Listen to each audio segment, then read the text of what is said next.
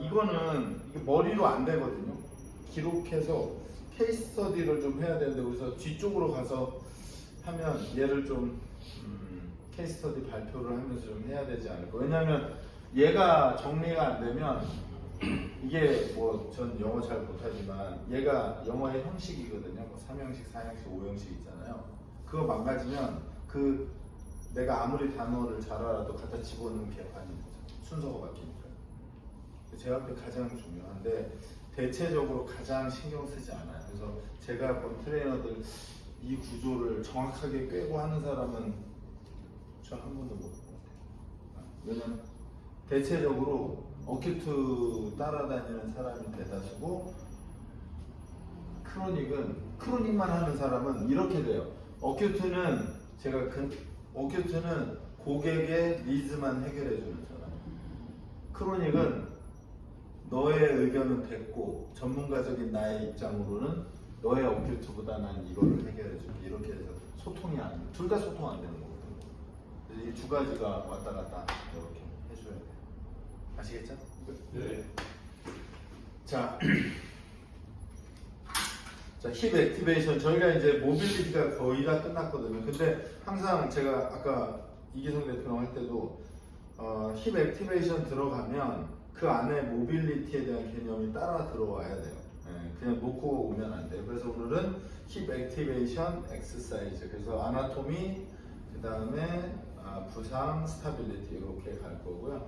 보통 이제 힙의 액티베이션은 보통 요추체와 연결이 안 될 수가 없거든요. 그래서 요추체가 약하거나 또는 GH 조인트 주변에 있는 근육들이 약하면 불안정성이 생겨요. 그래서 GH는 보통 이렇게 힙 조인트는 대체적으로 이렇게 되어 있죠.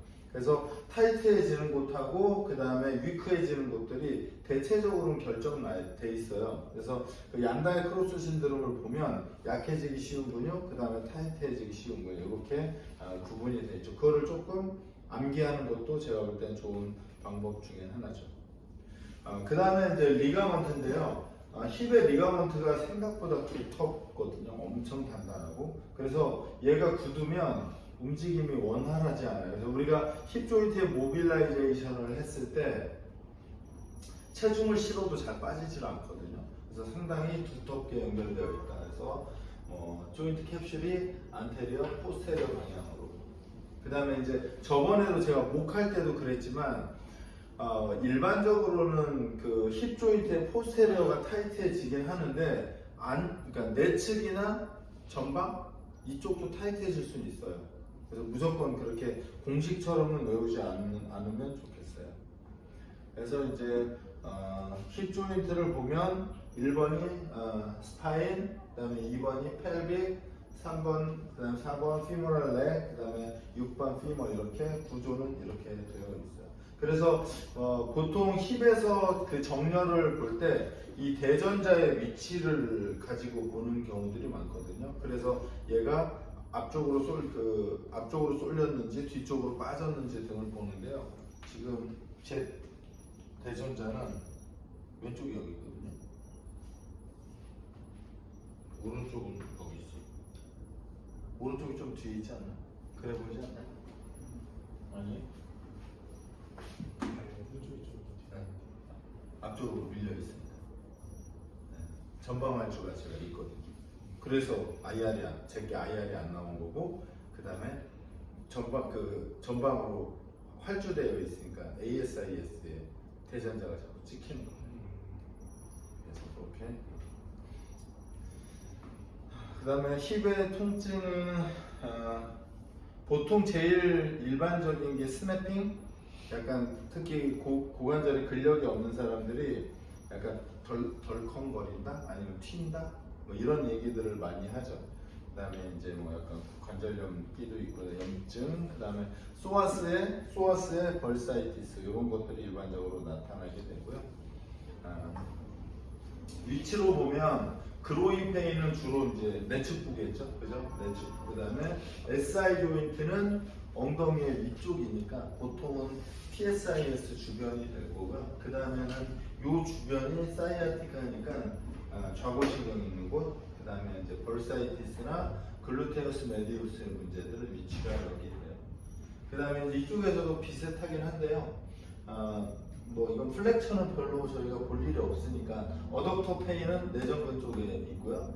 그 다음에 이제 햄스트링 텐디나이티스는 보통 이 주변에 나타나게 되죠. 위치상으로 그러면 그래서 그 위치를 조금 기억해 주시면 도움이 될 거고요. 그 다음에 앞쪽 힙으로 보시면 지금 A가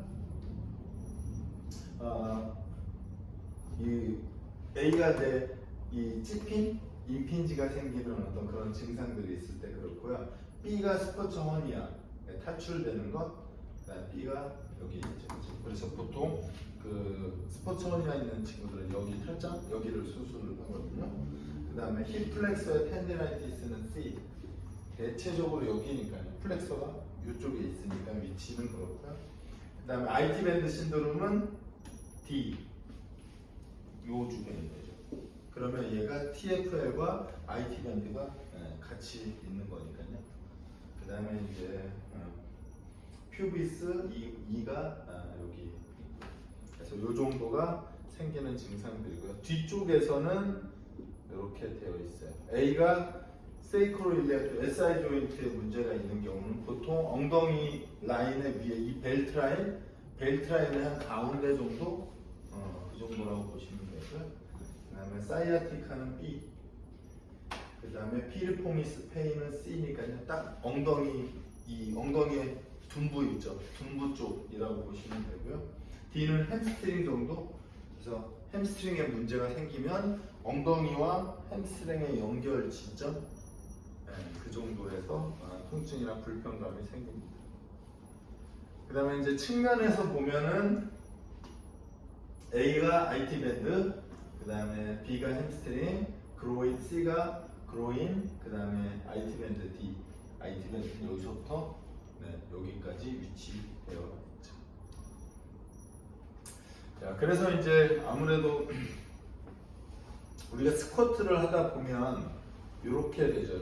그러니까 뉴트럴은 이 펠빅을 보통 이제 뭐 양동이에 물이 차 있다고 하는데, 그래서 저는 이렇게 벨트를 차고 있는 게 지금 제가 이 상태에서 힘을 빼면 펠빅이 안테리어 틸트 되죠. 그죠?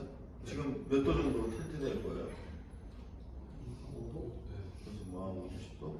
근데 여기서 만약 제가 쿼드, 글룻, 코어에다 힘을 주면 이렇게 들어오죠. 지금은요? 뉴트럴.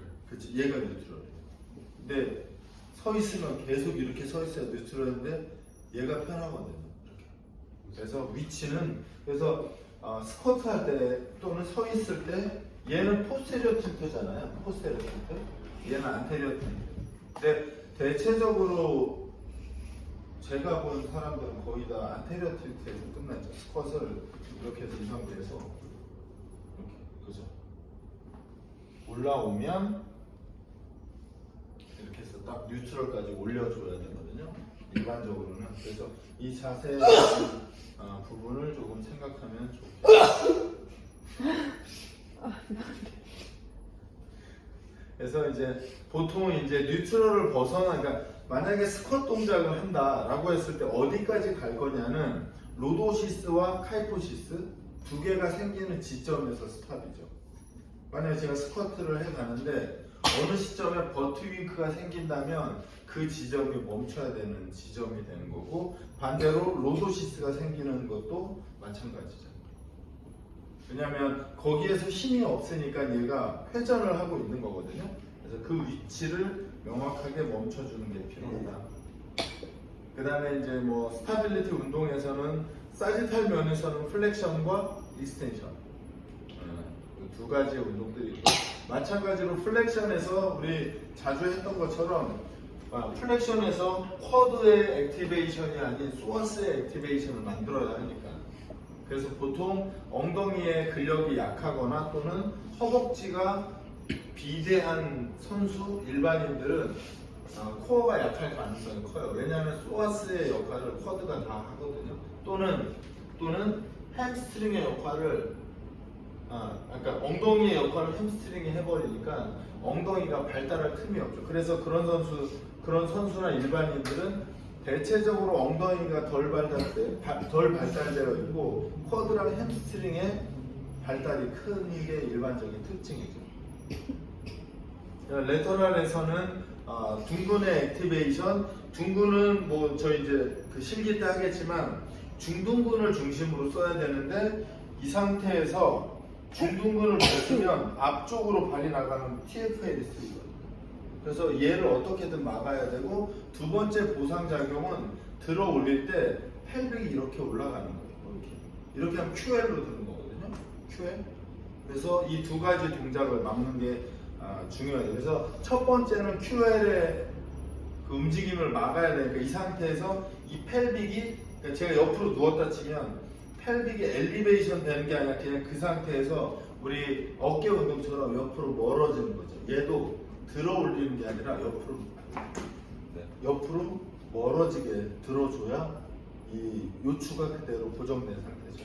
근데 뭐 내전근은 사실은 뭐 어렵진 않아요. 그래서 내전근은 운동을 그냥 하면 되고요. 그래서 이제 이런 문제들을 종합해 봤을 때 대체적으로는 힙 힌지가 잘 안 되는 경우들이 크거든요. 그래서 힙 조인트의 모빌리티가 안 좋다 보니까 그 모빌리티의 제한으로 지금 제가 말한 문제들이 발생하는 경우가 크죠. 근데 이제 보통 모빌리티는 전후방의 움직임이니까요. 전후방. 그죠? 그러면 힙의 굴곡이 잘 안 되는 경우들이 대체적으로 많은 거죠. 그래서 굴곡을 만들어내야 되고요. 그래서 이제 만약에 힙을 지금 위에까지는 힙을 단독적으로 움직여서 액티베이션을 시키겠다는 거고 이제 하체랑 같이 가게 되면 저는 캐리 엑서사이즈라서 그 뭐 미국에 있는 선수들도 이렇게 들고 엄청 많이 달려요. 그러면 로드가 밑으로 내려가니까 발바닥, 종아리, 엉덩이까지 같이 자극을 받죠. 그래서 오늘 한번 해볼 생각이고요. 그래서 개인적으로는 저는 가장 선호하는 거는 이 동작이에요. 이 상태에서 뒤꿈치를 쫙 들어 올리면 가스트로레미우스가 완전히 액티베이션 되고요. 힙이 액티베이션 돼야 이 동작에서 서 있을 수 있거든요. 이런 동작들. 그리고 나서는 우리가 알고 있는 서서 왜냐면 수파인이나 프론 사이드에서 운동을 했고 그 다음에 이제 스탠딩 상태에서 운동을 하게 되면 우리가 항상 네 방향의 운동을 하잖아요. 플렉션, 그 다음에 익스텐션, 에비덕션, 어덕션. 그러면 서 있는 상태에서 동일하게 운동을 하게 되겠죠. 그래서 여기까지 올라오면 기초적인 운동은 다 끝난 거죠. 그래서 이제 여기에서 프로그레션 되면 이제 우리가 하고 있는 하체 웨이트로 완벽하게 전환을 하면 돼요. 대신에 이제 하체에서도 로어 바디의 뭐 푸시와 풀 중에 선택적인 걸 받아들여야 되겠지만 이거는 이제 저희가 트레이닝으로 전환되면 저는 개인적으로는 푸시보다 풀 동작에서 글룻을 작동하게 만드는 동작을 선호합니다. 이유는 푸시 동작에 너무 익숙해져 있는 사람들이 많으니까요.